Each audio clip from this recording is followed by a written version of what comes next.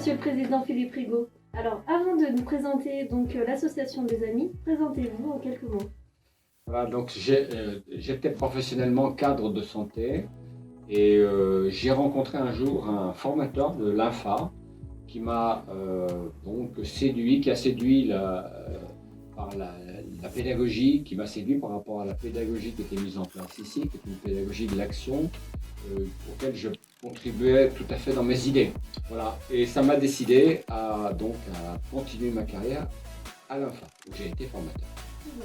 Alors, pourquoi cette association des amis? Oui, alors l'association des amis a été fondée à l'occasion de la transformation de l'INFA en fondation. Et à cette occasion-là, il a été souhaité que l'histoire de cette maison, qui était 75 ans d'histoire, avec 1 million de gens formés, soit conservée. Et ce sont les adhérents de l'association qui sont en fait les garants, en quelque sorte, de son histoire et qui font en sorte que ça puisse être transmis donc, à la génération future. Très bien. Alors, quelles sont leurs missions? Oui, on a un certain nombre de missions. Les missions sont régies par une convention qui est signée avec la Fondation, qui détermine donc les actions que nous devons mener. Il y en a un certain nombre. Il y en a qui sont très générales. Je vais vous en donner 3. Elles sont liées donc à la définition même de l'association, qui est en fait d'aider la Fondation dans tout ce qu'elle peut avoir à faire.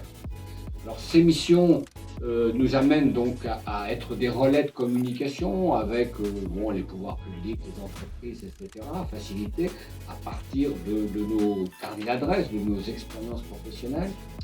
On doit également être déterminant pour proposer des projets qui soient innovants et que pourrait donc mettre en place la Fondation par la suite.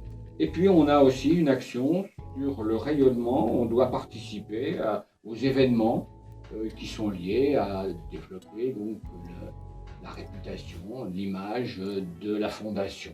Voilà, ça c'est donc les missions très générales. On a par contre des missions qui sont plus concrètes, d'ores et déjà, et qui ont déjà été commencées. Alors on va participer, on co-anime la plateforme Alumni.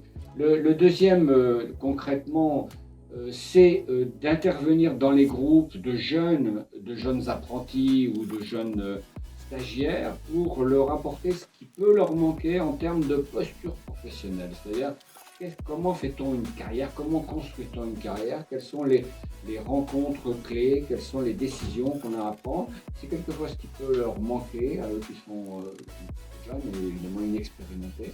C'est ça qu'on peut leur apporter. Enfin, la dernière chose que nous pouvons donc concrètement, sur laquelle nous sommes déjà engagés, c'est d'animer une chronique dans la newsletter de la Fondation. Voilà en gros les missions générales et les missions concrètes qui sont déjà en chantier. Très bien. Merci beaucoup pour toutes ces informations, Monsieur le Président Philippe Rigaud.